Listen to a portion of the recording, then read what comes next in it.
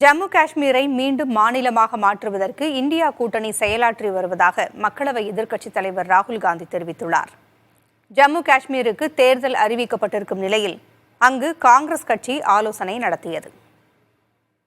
ஜம்மு காஷ்மீர் மற்றும் ஹரியானா மாநிலங்களுக்கான சட்டமன்ற தேர்தலை இந்திய தலைமை தேர்தல் ஆணையம் அறிவித்துள்ளது. இதனை அடுத்து தேர்தல் வேளைகளில் காங்கிரஸ் கட்சியினர் மும்முரமாக ஈடுபட்டு வருகின்றனர். காங்கிரஸ் தலைவர் மல்லிகார்ஜுன் கார்கே மற்றும் எதிர்க்கட்சித் தலைவர் ராகுல் காந்தி உள்ளிட்டோர் ஜம்மு காஷ்மீரை மீண்டும் மாநிலமாக மாற்றுவதற்கு இந்தியா கூட்டணி செயலாற்றி வருவதாக தெரிவித்தார். आपकी आवाज आपकी सरकार में हो और जो आप चाहते हैं जम्मू कश्मीर के लिए जो आप चाहते हैं जो आपके दिल में है वो हो.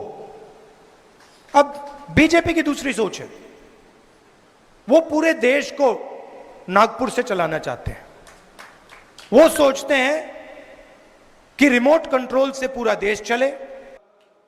தொடர்ந்து பேசிய காங்கிரஸ் தலைவர் மல்லிகார்ஜுன் கார்கே பாஜகவுக்கு எதிராக எதிர்க்கட்சிகள் ஒன்றிணைந்து போராடி வருவதாக தெரிவித்தார். இருவரும் தேசிய மாநாட்டு கட்சியின் தலைவர் ஃபரூக் அப்துல்லாவை ஸ்ரீநகரில் அவரது இல்லத்தில் சந்தித்து பேசினர்.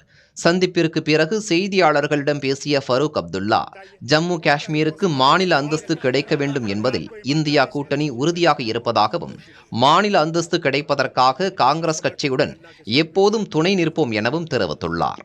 இதற்கிடையே ஜம்மு காஷ்மீர், ஹரியானா சட்டமன்ற தேர்தலுக்கான வேட்பாளர்களை தேர்வு செய்ய டெல்லியில் காங்கிரஸ் மத்திய தேர்தல் குழு கூட்டம் நடைபெறுகிறது.